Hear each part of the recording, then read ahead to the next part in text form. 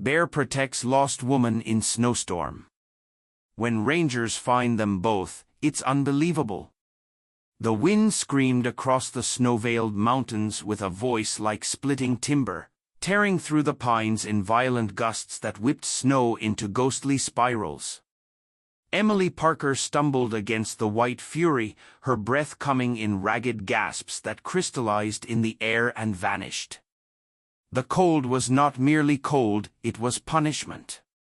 It scoured her skin, bit through her gloves, and gnawed at her resolve with teeth made of ice. Her phone was dead, her limbs felt carved from stone, and she had no idea which direction would lead her home. Just an hour ago, she'd been warm and safe inside her grandfather's cabin. She had stepped out to find a cell signal, promising she wouldn't go far, a quick walk up the slope behind the barn, a few steps into the edge of the woods, just enough to send a message to her mother back in Bozeman. She hadn't even taken her proper coat.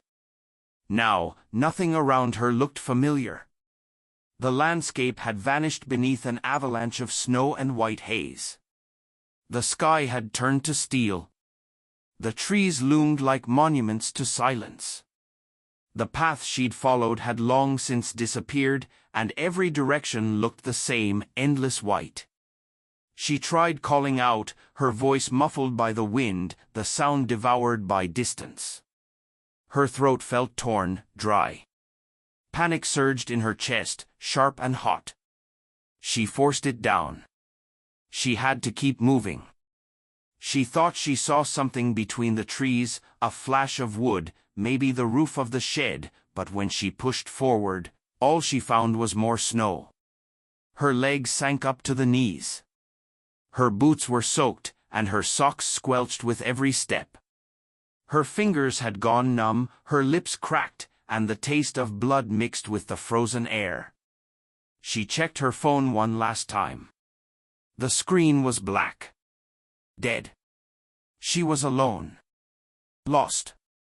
And the blizzard was only getting worse. Hours seemed to pass, but time had lost its meaning. The gray sky never changed, the wind never ceased, and the snow fell as if it had no end. Emily's strength began to fade. She no longer walked with purpose, only with the mechanical shuffle of someone refusing to fall. Her limbs dragged behind her thoughts. Her thoughts became fog. The cold had crept into her bones, into the hollow spaces behind her ribs, and whispered to her that it would be easier to stop. Just lie down. Just sleep. It wouldn't hurt. The snow was soft. It would hold her. She fell the moment her knees gave out. It was like her body had decided for her. She crumpled into the drift, face pressing into the frozen powder, her eyelashes crusted with frost, her fingers curled weakly toward her chest. It was quiet here. So quiet. Maybe this was okay. Maybe she could just rest. But then, movement. At first, she thought it was a hallucination. A shape moved through the blizzard, silent and massive. A dream. A shadow. But it came closer. Emily lifted her head weakly, her breath shallow, and blinked through the snow. A bear. Her breath caught. The creature emerged from the trees, fur dark as burnt ash, huge and slow and deliberate. It didn't roar. It didn't charge. It simply stood there, a mountain wrapped in fur, eyes like fire behind smoke. Her heart pounded once, twice, and then steadied. The bear was watching her. Breathing. And not attacking.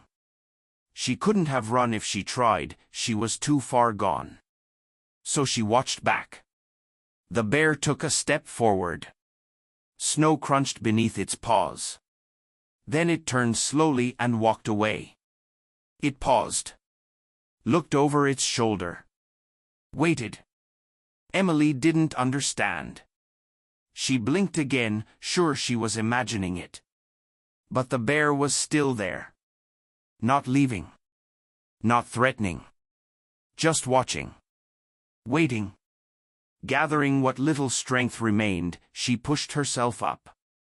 Her legs trembled. She stumbled, stood, and took one step, then another. The bear moved ahead, and she followed. Through the storm. Across frozen terrain. Through bramble and down slopes slick with ice. She fell once, gasping. The bear stopped. Waited. She stood again. Moved. Time unraveled. All she knew was the shape ahead, the rhythm of her breath, the crunch of snow beneath her boots.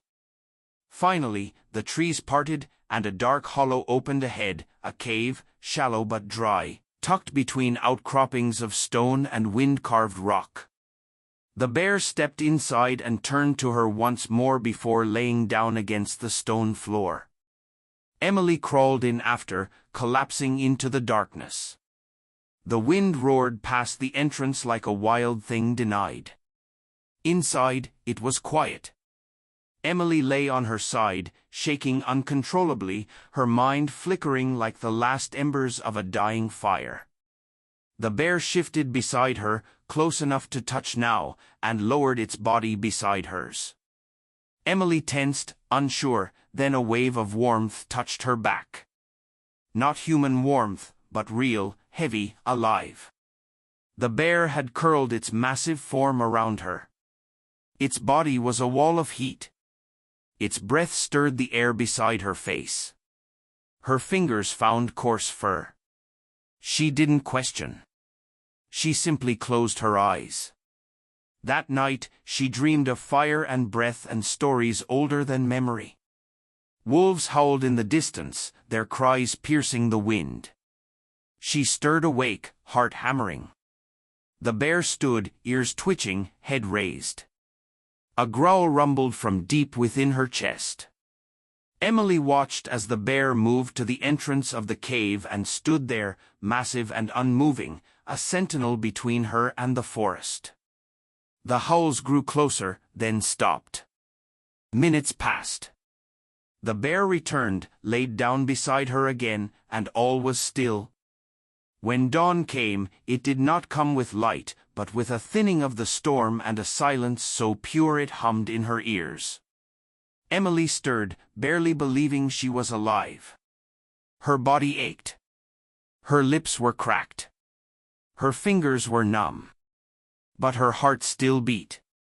She turned her head and saw the bear resting beside her, eyes open, watching the mouth of the cave. She whispered, voice breaking, "Why did you help me?" The bear blinked. She would never have an answer, but deep inside, where words could not reach, something in her already knew this was not chance. This was something older.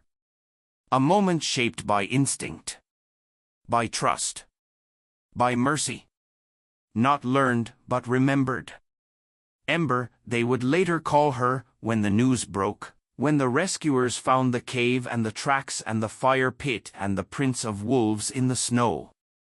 But for now, Emily knew no names. Only that she was alive. That she had been held through the night, not by blankets or human arms, but by a creature of the wild, one who had every reason to walk away, but hadn't. The storm had tried to claim her. The forest had nearly swallowed her whole. But the bear had kept her warm. She would later say the forest gave her back. But it hadn't been the forest. It had been her. Emily awoke to the scent of earth and fur, her cheek pressed against stone still warm from the massive body curled beside her. At first, she didn't remember where she was. There was only darkness, broken by the faintest glow from the cave mouth and the rhythmic sound of deep, slow breathing. Her mind, sluggish from cold and exhaustion, struggled to put the pieces together. Then, like shards of ice settling into place, memory returned. The blizzard. The collapse. The bear. She lifted her head and turned slowly.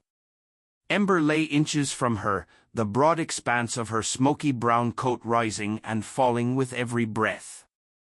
The bear's eyes were half-lidded, but open, watching. Not in threat. Never in threat. In vigilance. Emily didn't move for a long time.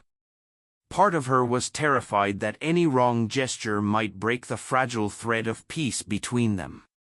But the cold had settled back into her bones, not the sharp agony of exposure, but the dull ache of a body pushed far past its limits. She needed warmth. Food. Water.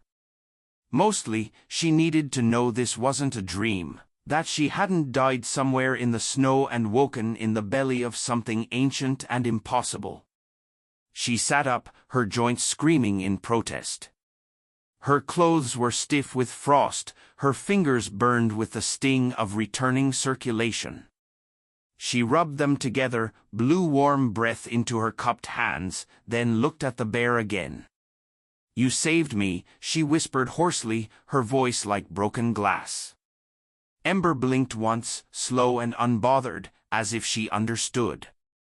She would never have an answer, but deep inside, where words could not reach, something in her already knew this was not chance. This was something older. A moment shaped by instinct. By trust. By mercy. Not learned, but remembered. Ember, they would later call her, when the news broke, when the rescuers found the cave and the tracks and the fire pit and the prints of wolves in the snow. But for now, Emily knew no names. Only that she was alive. That she had been held through the night, not by blankets or human arms, but by a creature of the wild, one who had every reason to walk away, but hadn't. The storm had tried to claim her. The forest had nearly swallowed her whole. But the bear had kept her warm. She would later say the forest gave her back. But it hadn't been the forest. It had been her. Emily awoke to the scent of earth and fur, her cheek pressed against stone still warm from the massive body curled beside her. At first, she didn't remember where she was.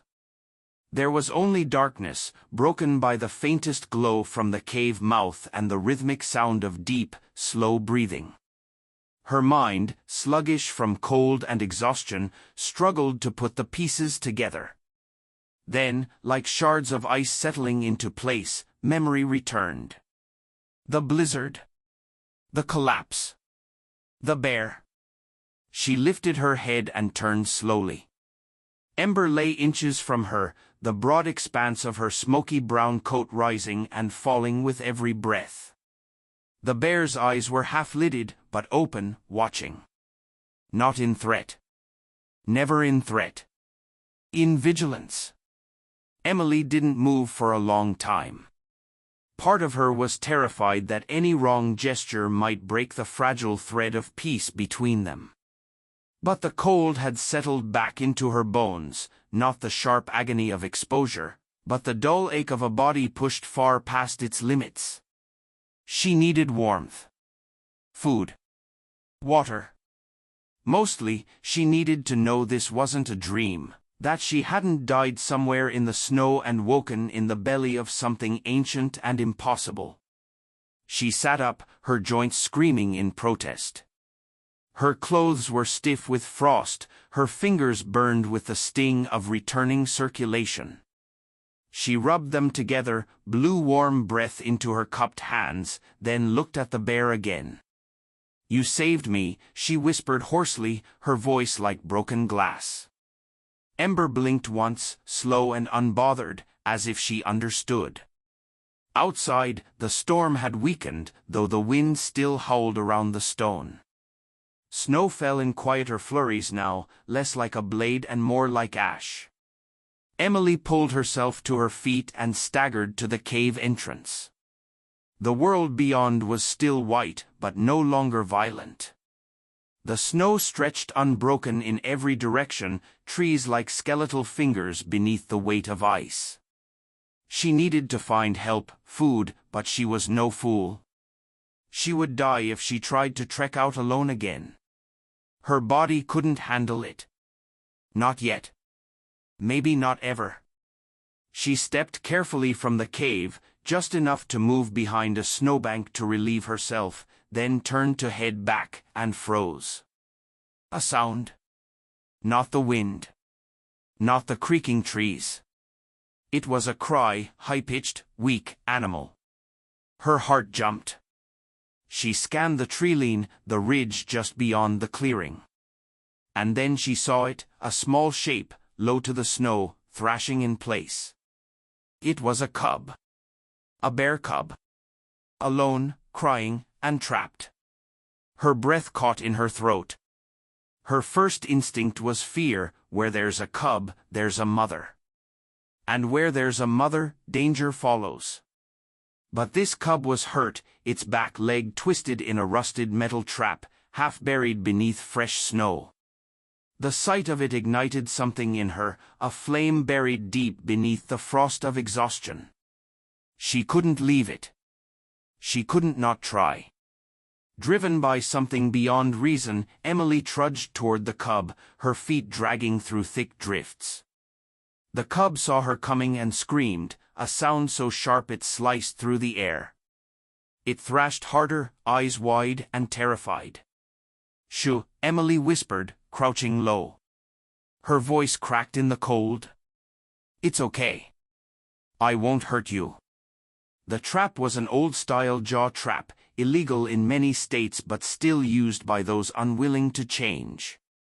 Its teeth were rusted but deadly. Blood stained the snow beneath the cub's haunches. Emily's hands shook as she examined it, careful not to get too close to the cub's teeth. She found a strong branch nearby and wedged it into the release mechanism. Her fingers slipped, once, twice. She growled in frustration, teeth chattering. The cub whimpered again. Finally, with a sharp click, the trap sprang open. The cub kicked free, scrambling backward with a limp. It didn't run far, just collapsed in a pile of snow a few feet away, panting hard. Emily stood and backed away slowly, giving it space. She turned to head back toward the cave, heart hammering in her chest. She didn't know what had driven her to help it. She only knew it had felt right. The cub didn't follow, but it didn't run either. She wasn't sure what that meant. Back in the cave, Ember had risen. She stood near the entrance, nose in the air. When Emily reappeared, the bear turned her head, nostrils flaring. Emily froze. The air between them shifted. The scent of the cub was all over her, on her clothes, her hands, and the blood dried across her fingers. Ember stepped forward slowly. Emily didn't move. She held her breath. The bear sniffed her jacket, the air just in front of her. Her eyes were dark, intelligent, and calm. Then she turned, walked past Emily, out of the cave toward the trees. A minute later, there was a sound, small paws crunching snow. The cub. It limped from the ridge, mewing softly. Ember met it halfway, lowering her head. The cub nestled against her, trembling. She licked it once, twice. Then turned her head. Her eyes found Emily's again, that same silent look. Not gratitude. Not affection. But acknowledgement. Understanding. And just like that, Ember guided the cub back into the cave. When Emily followed, both bears were curled against the far wall. There was enough room for her too. She hesitated, then laid down near them, close, but not crowding. That night, she slept beside two wild bears. And for the first time in days, she slept without fear. She dreamt of fire, not the destructive kind, but warmth. Like the heat that radiated from Ember's body. The glow that pulsed beneath her fur. The spark of something ancient and enduring. She dreamt of trees that stretched to the sky, and snow that fell like feathers instead of knives. When she awoke, the cub was pressed against her side. Ember stood at the mouth of the cave, watching the sunrise push pale light across the forest. Emily sat up slowly, her body still ached, but there was strength returning. Her mind felt clearer. She rose to stand beside Ember, watching the sky shift from a bruised gray to soft gold. She knew the storm had passed. But something else had taken root here. Something she didn't yet understand. A bond? A moment beyond explanation. A miracle made of fur and frost and fire. She didn't know what the world would say about this, about a wild bear who had saved her life, about a girl who had saved the bear's child. But as the light grew stronger and the trees stopped whispering, she realized it didn't matter. The truth was here, in this cave. In these eyes. In this strange, shared heartbeat between human and wild. And whatever came next, she would carry it with her always. When they found her, the world had long since stopped believing they would. It was the morning of the third day, and the storm had broken open like a wound, leaving behind a sky so pale and raw it looked peeled clean of color. Search teams had combed the outer reaches of the forest all night, their flashlights thin swords in the white dark, calling her name into a wilderness too vast to answer. But then came the footprints, boot prints, small and staggered, beside something larger. A paw print? Massive. Impossible. They followed the trail until it vanished into a ridge of stone, where a thin plume of smoke curled from the rocks like breath held too long. The first to approach the cave was a firefighter named Jonas. He called out once, voice low, and got no reply. He stepped carefully inside. What he saw made him stop cold. A girl lay curled near a fire pit made of scavenged stone, her clothes crusted with ice, her skin raw with cold. She didn't move. For a breathless moment, he thought they were too late. But then he saw her chest rise. And then he saw the bear. It was lying not 6 feet from her, coiled protectively, with its cub tucked close, its eyes watching Jonas like twin embers in the dark. He didn't speak. He didn't even reach for his radio. He just stood there, heart thundering. The bear didn't growl. Didn't move. Only watched. Behind him, the others were coming, crunch of boots, low murmurs. Jonas raised one hand. "She's alive," he said quietly. "But we've got company."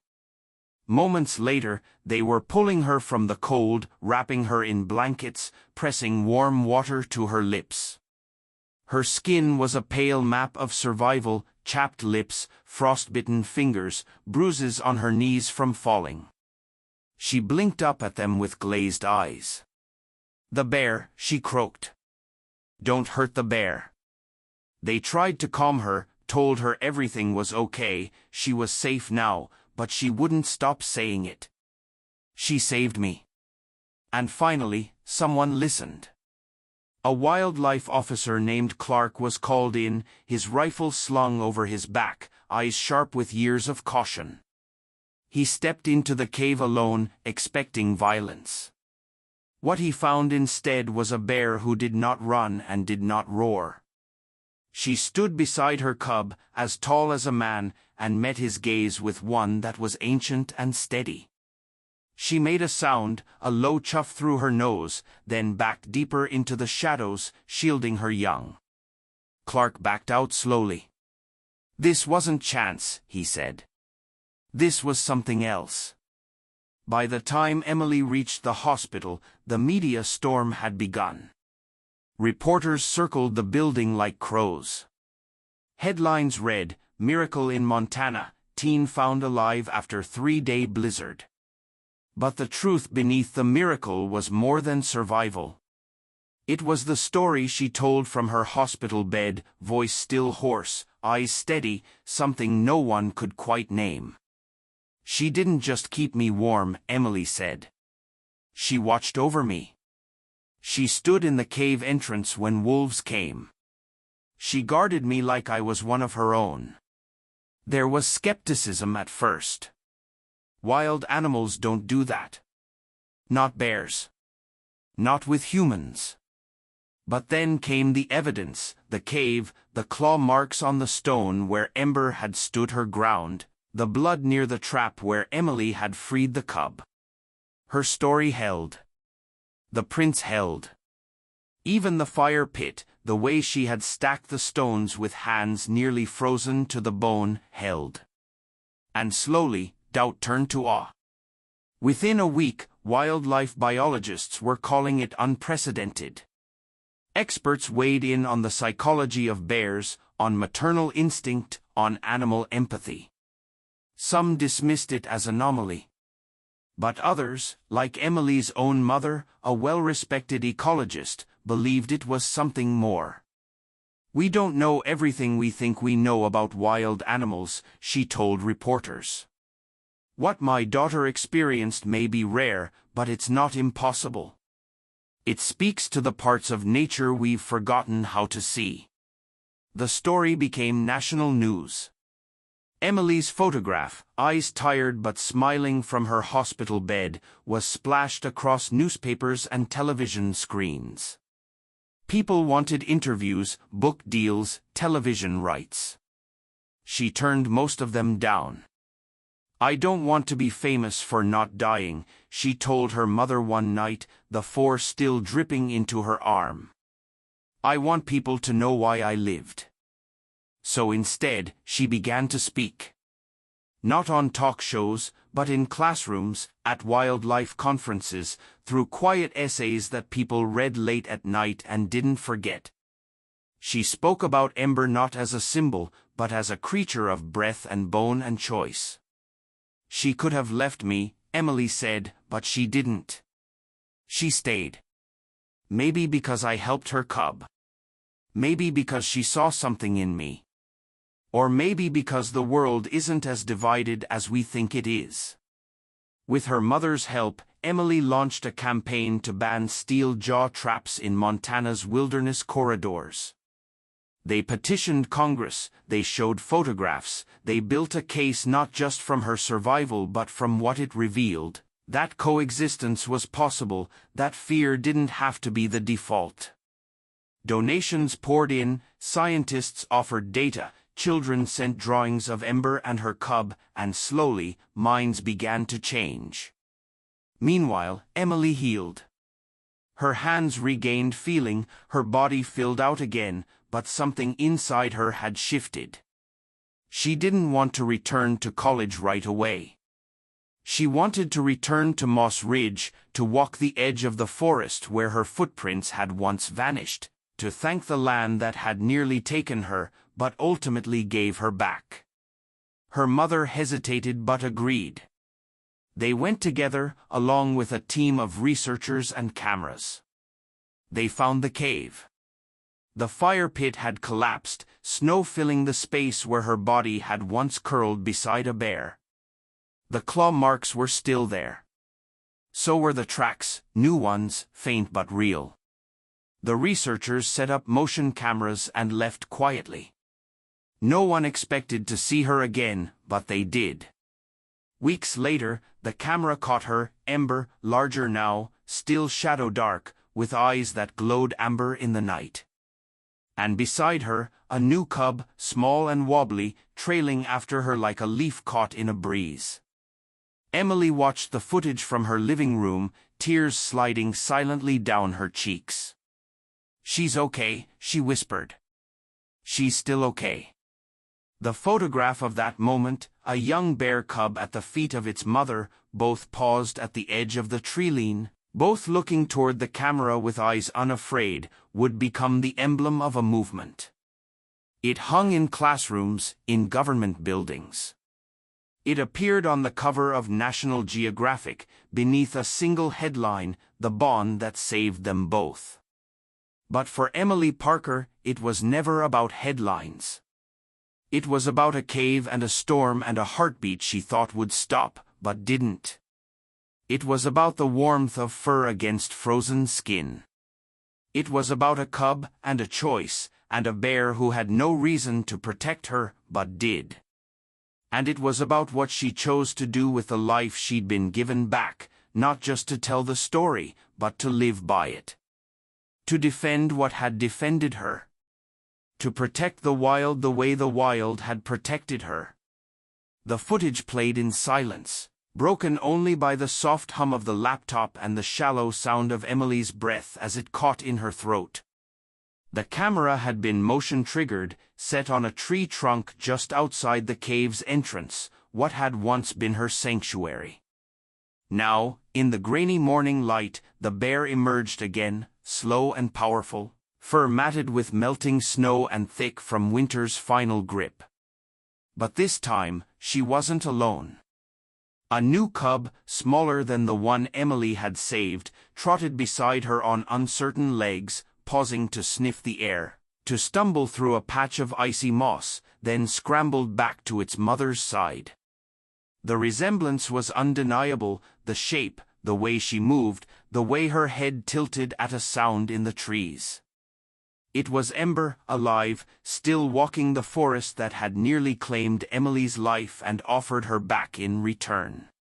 But it wasn't just Ember that brought tears to Emily's eyes, it was the stillness in that moment, the simple, breathtaking truth of it. That this wasn't an ending. It was a continuation. A passing on. A second chance. She watched as Ember turned her massive head toward the camera, eyes reflecting the rising sun.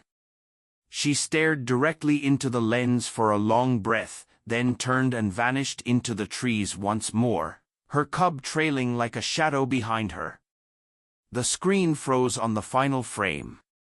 Emily leaned forward, fingers brushing the image as if she could feel the warmth through glass. She came back, she whispered, her voice shaking. She remembered. The footage swept through the conservation world like wildfire. Scientists debated its implications. Could a wild bear return intentionally to a known human site? Did Ember understand the camera's presence, or was it all coincidence? But Emily didn't need theories. She knew. She remembered the look Ember had given her before leaving the cave, the quiet weight of that last night they'd shared under the shelter of stone and breath and silence. It wasn't a bond that needed explaining. It was something deeper. Ancient. Wordless. Real. With renewed momentum, Emily pushed harder for the federal sanctuary. Her mother, Natalie, worked tirelessly alongside her, bringing in legal advocates, researchers, even sympathetic ranchers who had once set traps near the forest's edge but now saw it through different eyes. They called the proposal Ember's Refuge. It wasn't just a sanctuary for bears, it was a place for possibility. For rebuilding the fragile trust between wilderness and civilization. The land would remain wild, but protected, untouched, except by those who walked it with reverence. The support was staggering. Donations from private citizens, letters from children, endorsements from scientists and indigenous leaders alike, who had long understood the sacred bonds between human and animal, land and spirit. The vote passed. A year later, to the day, Emily returned to Moss Ridge again. The blizzard had not come this time. The sky was clean, dusted with pale gold and streaks of late winter sun. Snow still clung to the edges of rocks, but the forest breathed easier now, its silence gentler. The camera crews had been left behind. This wasn't a press trip, this was hers. She wore the same boots she'd worn the day she got lost, though now the soles were repaired and the leather scuffed from other journeys. A small team of biologists walked with her at first, but when they reached the ridgeline that overlooked the cave, she asked them to stop. "I need to do this part alone," she said. They nodded, no questions asked. She stepped into the forest, the sound of her boots muted by old snow and pine needles, the same way she had all that time ago. Except this time, she wasn't searching for a signal. She was searching for a memory, for a whisper, for something she hadn't dared hope to find again. The path to the cave was still there, faint beneath the trees, though softened by time and wind. She paused when it came into view. The cave looked smaller now, as places often do when returned to.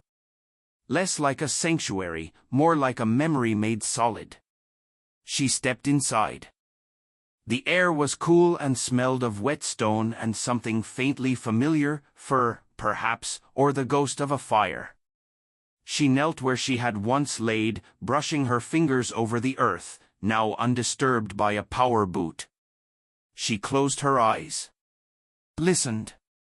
Wind rustled in the trees outside. A bird called somewhere far off. But here, in this stillness, she felt it, that echo, that presence, that weight of something watching. Not with threat, but with knowing. And when she opened her eyes again, she saw her. Ember stood at the tree-line just beyond the mouth of the cave, half hidden by shadows and sunlight. She had grown larger somehow, or perhaps it was just the weight of the moment that made her seem immense. Her fur was darker than before, her eyes unchanged. And beside her stood the cub, no longer wobbly, but tall and strong, peering at Emily with wide, curious eyes. They didn't move. Neither did she. The forest held its breath. Emily stood slowly, not daring to speak. She took one small step forward. Ember blinked. Then she made that same low chuffing sound, a breath expelled through her nose. The same sound Emily had heard that last night before the rescuers came. She didn't need translation. She knew. It was goodbye. Or maybe thank you. Or perhaps simply, I remember. The bear turned. The cub followed. And together, they vanished into the trees. Emily didn't cry. She didn't speak. She simply stood there, the sun pouring across her shoulders, and felt the weight of it settle into her bones like warmth. She walked back slowly to the ridge, where the scientists waited in respectful silence. No one asked what she saw. They didn't need to. She sat on a flat rock overlooking the valley and wrote in her journal, fingers steady. She returned not because she had to, she wrote, but because something in her knew I would be here. She gave me more than survival. She gave me purpose. She reminded me that the lines we draw between us and the world are just that, lines. And maybe in the quiet places, they can fade. Months passed. Then a year. Ember was spotted again, by trail cams, by researchers who left gifts of berries and never approached. She was never tagged. Never tracked. She remained free. But always, always, she returned, once a year, to the edge of the forest, just close enough for the camera to catch her. Emily never spoke during those visits. She only watched, hand on her heart, and nodded. She had gone into the forest a girl hoping for signal. She came out a voice. Ember didn't just save a life. She shaped it. And in return, Emily helped shape something lasting, a sanctuary born from snow and silence, in a moment of shared breath between girl and bear. Moss Forest remained wild, but it was no longer feared, it was revered. And somewhere deep within it, when the wind blows just right and the snow begins to fall again, you might hear the echo of paw steps beside boot prints, and know that once, against all odds, a storm became a beginning instead of an end.